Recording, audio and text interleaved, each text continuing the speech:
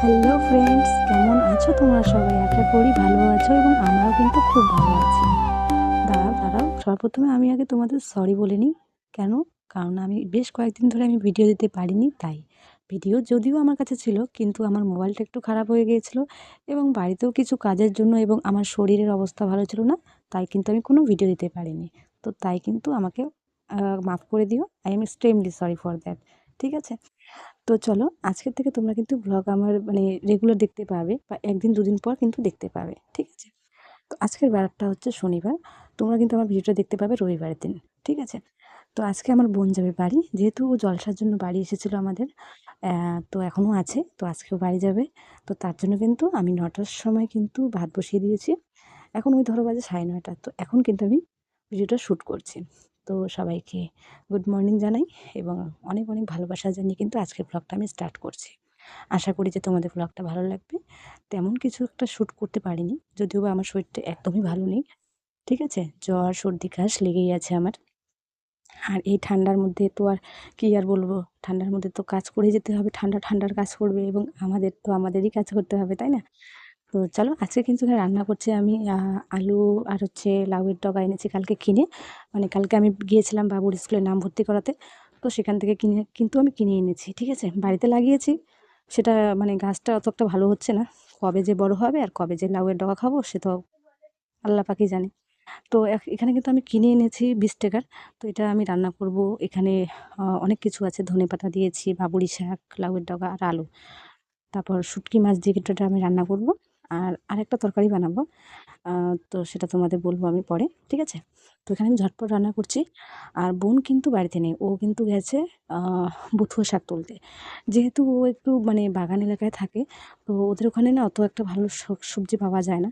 তো ওদিকে গেছে, ও লাফা শাক, বথুয়া শাক নিয়ে আসতে গেছে। আর আমাদের বাড়িতে সিমের গাছ আছে। আমি কয়েকটা সিম পাড়িয়ে দেবো। তারপর বাড়িতে তো আবার অনেক ধরনের আমাদের আমার ভাসুরদের আ লঙ্কা, পেঁয়াজ, আদা, রসুন আছে। তো সেগুলো নিয়ে যাবে। যদিও বা আমিও কিছু রসুন রেখেছি ওর জন্য। তো সেই রসুনগুলোই নিয়ে যাবে। এখন আবার রসুন আমাদের সব বিক্রি হয়ে গেছে, তো কিন্তু এখন রসুনের দামটা বেড়েছে জানো বন্ধুরা? মানে যখন আমরা বিক্রি করি তখন আমরা ন্যায্য দাম পাই না। যখন আমাদের শেষ হয়ে যায় তখন কিন্তু দামটা বাড়ে। তো যাই হোক, আর আমার কিন্তু শরীরটা একদমই ভালো নেই। তো যদিও বা আমি এভাবেই কিন্তু ভয়েস ওভারটা দিচ্ছি। জানি না কেমন হবে, জানি না। তো সেটাকে একটু সাইডে রেখে কিন্তু অবশ্যই আমার পাশে থেকো এবং ভিডিওটা অবশ্যই কিন্তু শুরু থেকে শেষ অবধি দেখো। কেমন? তো এখানে আমি রান্না করছি ঝটপট করে। আর আমার উনুনটা যেহেতু আমি এই কয়েকদিন ধরে রান্না করছি, প্রায় সপ্তাহখানেক থেকে আমি রান্না করছি। তো উনুনটা না আমার মানে একটু ধরতে সময় লাগে এবং গরম হতেও একটু সময় লাগে। তো এখানে আমি অনেকগুলো খড়ি দিচ্ছি কিন্তু মানে জ্বলছেই না। আর যেহেতু আমি ওই রান্নাঘরে রান্না করি না, তো ওখানে তো আমার শাশুড়ি মায়ের একটা মানে হামু গান ছিল। তো সেটা দিয়েই আমি মানে আদা রসুন বাটতাম। লেট হতো ওখানে। কিন্তু এখন আমি ভাবছি আম আমি এখন শিলবাটাতেই করব। যদিও বা আমি শিলবাটাতেই বেশিরভাগ আমি করতে পছন্দ করি। খুব তাড়াতাড়ি কিন্তু আদা রসুনটা পেস্ট করা যায়। আর আমি কিন্তু ঘরে চলে গেলাম। আ মানে আমার শ্বশুরদের ওখান থেকে আমি আদা আনতে গেলাম। সরি, রসুন আমাদেরই আছে। আর আদা আনতে গেলাম আর লঙ্কা। তো ওগুলো দিয়ে কিন্তু মানে একটা আজকে রান্না করব। আর এখানে আমি বাটনাতে বেটে নেব। আর বাটনার সবজি খেতে কিন্তু দারুণ টেস্ট লাগে জানো বন্ধুরা? একটুখানি কষ্ট হয়। আমার তো কষ্ট হয় না। আমি কিন্তু ছোটোবেলার থেকেই মানে যখন থেকে আমার বয়সটা হয়েছে তখন থেকে কিন্তু আমি একটু বাটনা বাটি। বাড়িতে থাকাতেও বাটতাম।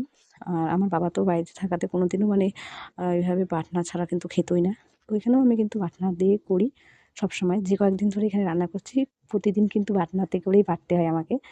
তো শিলবাটা করেই আমি বাটি। আর এখানে আমি পাঁচফোড়ন মানে ১২ মসলা যাকে বলে সেটা, আর আদা রসুন একটা দিয়ে এটা অল্প করে একটু মানে বেটে নিচ্ছি শুধুমাত্র ওই সবজিটার জন্য। আরেকটা পরে সবজি রান্না করব যেহেতু বোন বাড়ি যাবে তাই। আর ও এখনও আসেনি, অনেকক্ষণই গেছে ওদিকে। মানে আমাদের যে লঙ্কার ক্ষেত আছে সেদিকে গেছে ও। অনেক বথুয়া শাক হয়েছে জানো? আমারই সময় নেই যে আমি একটু বথুয়া শাক তুলতে যাব।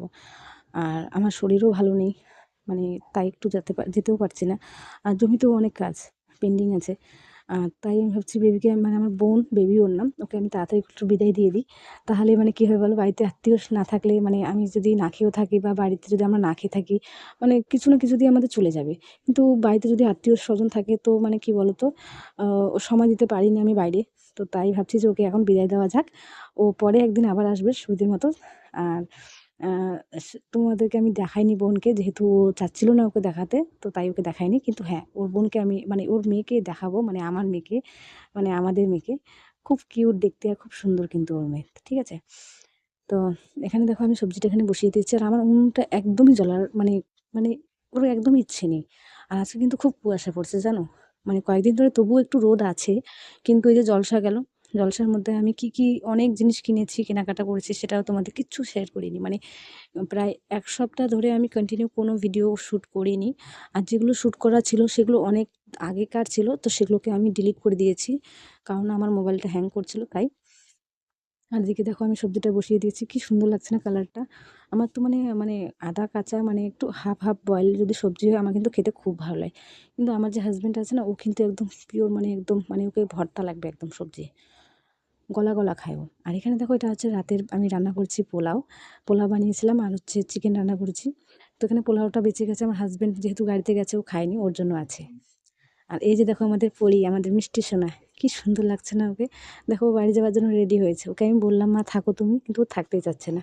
ও বলছে মা থাকলে আমিও থাকবো, কিন্তু ওর মা তো থাকবে না, যেহেতু ওর বাবা কাজে যায়।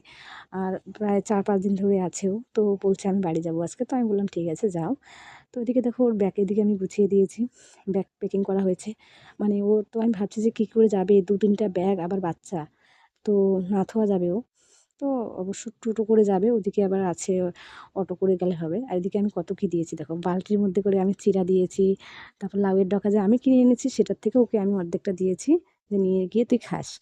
আমার এদিকে আদা রসুন লঙ্কা পেঁয়াজ এগুলো তো আছেই, আর কিছু আবার আমি একটু টুকিটাকি জিনিসও দিয়েছি। আর জলসাতে কিন্তু আমি আমার মানে মেয়েকেও আমি কিছু নিয়ে দিয়েছি, একটা পুতুল, আবার একটা পেন্সিল বক্স, তো অনেক কিছু নিয়ে দিয়েছি। তো ও বাড়ি যাচ্ছে, আমার কিন্তু সত্যি খুব খারাপ লাগছে, খুব ঝগড়া করে জানো এই মেয়েটা। হ্যাঁ, খুব ঝগড়া করে, আমার ছেলের সাথেও খুব ঝগড়া করে, মানে খুব ভাই বোনে ওদের একটা মানে এই যে ঝগড়া লেগেই থাকে। তো এদিকে দেখো এই যে আমার বোন রেডি হয়ে গেছে, আর এত ব্যাগটা ভর্তি করেছে মানে চেনই লাগতে চাচ্ছিল না ওর। তো এদিকে দেখো আমার সুন্দরী মানে পরী মেয়েটা আমার রেডি, খুব কিউট লাগছে ওকে, খুব সুন্দর কিন্তু। ও সুন্দর এই কারণে কারণ ওর বাবা কিন্তু খুব হ্যান্ডসাম। মানে আমি বড় দিদি হয়ে ওকে বলছি, হ্যাঁ ওর বাবা সত্যি খুব সুন্দর। যদি আসতো তাহলে আমি তোমাদের অবশ্যই দেখাতাম ওকে। ও কিন্তু ভিডিও বানায়, ব্লগিং করে, কিন্তু এখন অতটাও করে না। ওর নাম জাকির। তো ওইদিকে দেখো ওই যে পেঁয়াজ আর এদিকে আলু দেওয়া হয়েছে ওকে। তো এগুলো এখন ব্যাগে ভরে, তারপর আমি ওই যে আমাদের আলুর যে বস্তা বলছিল ওকে লাগবে নাকি, তো সবই শেষ হয়ে গেছে। সেদিন আবার আমার ননদ এসেছিলো, ওকেও দিয়েছি একটা ব্যাগ। উম, তো মানে বস্তা দিয়েছে, তো শেষ হয়ে গেছে। তারপর দেখো ওদিকে কিন্তু আমার বোন বাড়ি গেছে, ওটাও শ্যুট করিনি, কারণ ও বলছিল যে শ্যুট করিস না আমাকে। আর আমি রাস্তার মধ্যে দিয়ে সত্যি আমার মানে ভালো লাগছিল না, রাস্তাতে গিয়েই মানে হাই রোডে গিয়েই কিন্তু টোটো পেয়েছে, ওকে আমি চড়িয়ে দিয়ে বাড়ি চলে এসেছি। তারপর না একটু আবার জমিতে যাবো, আর আমার একদমই ভালো লাগছিল না, মানে হচ্ছিল বাড়িটা খুব ফাঁকা ফাঁকা হয়ে গেছে।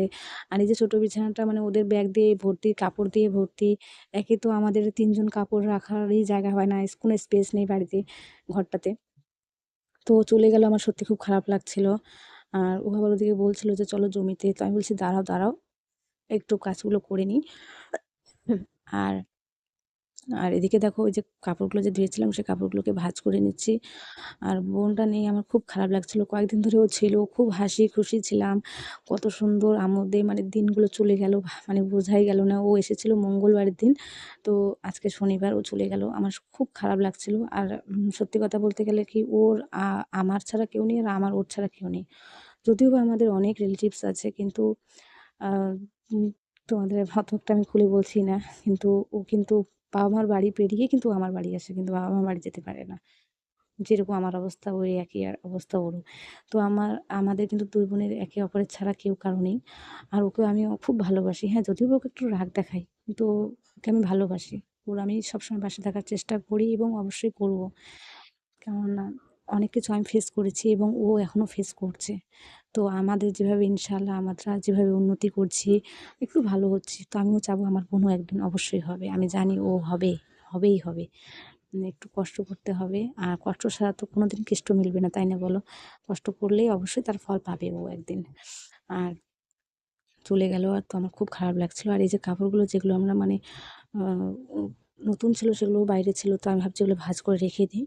তারপর যাবো আবার জমিতে, লঙ্কার জমিতে যাইনি কয়েকদিন ধরে বলে হাসব্যান্ড কিন্তু খুব বকছে আমায়। শরীর ভালো থাকুক আর না থাকুক রান্না করে তো খাওয়াতেই হবে, সকাল থেকে রাত অবধি কাজ করতেই হবে।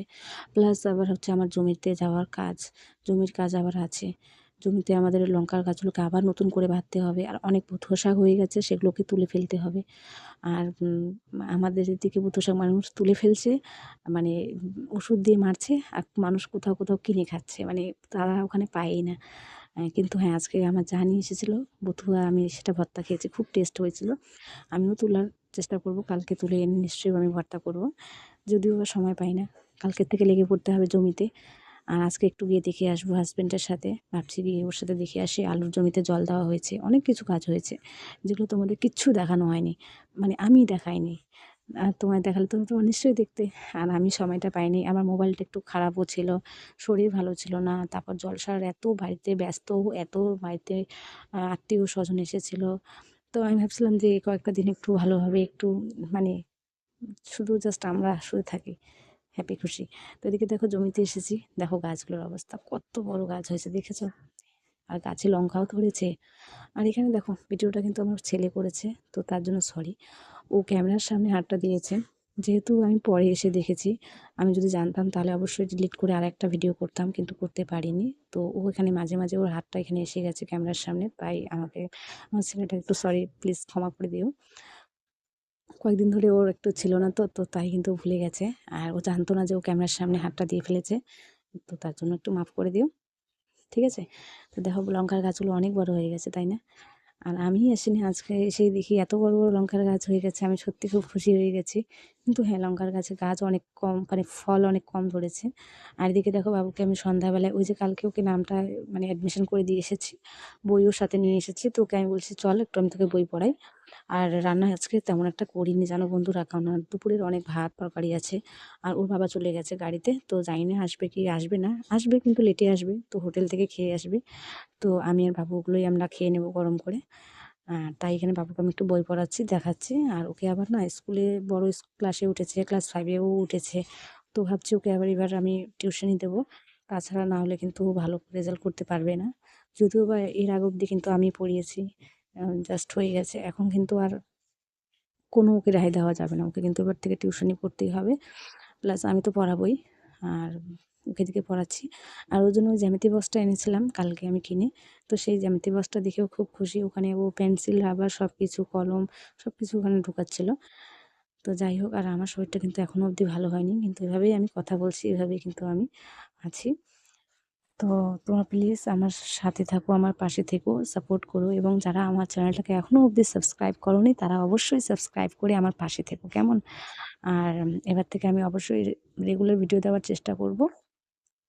আর অবশ্যই তোমরা আমার যে জমিতে যাওয়ার কৃষিকাজের যে ব্লগগুলো, সেগুলো তোমরা দেখতে পারবে, সাথে সাথে আমি বাড়িতে কী করি না করি সেটাও দেখতে পারবে। প্লাস আমি রান্নাঘরটাকে নতুন করে আরও একটু কিছু কিছু জিনিস দিয়ে একটু একটু করে ডেকোরেশন করবো, সেটাও তোমাদের দেখাবো, ঠিক আছে? আর তো ওভাবেই আমার পাশে থেকো। তো আজকের মতো টাটা, এখানে কিন্তু ব্লগটা আমি শেষ করছি, দেখা হচ্ছে আবার একদিন।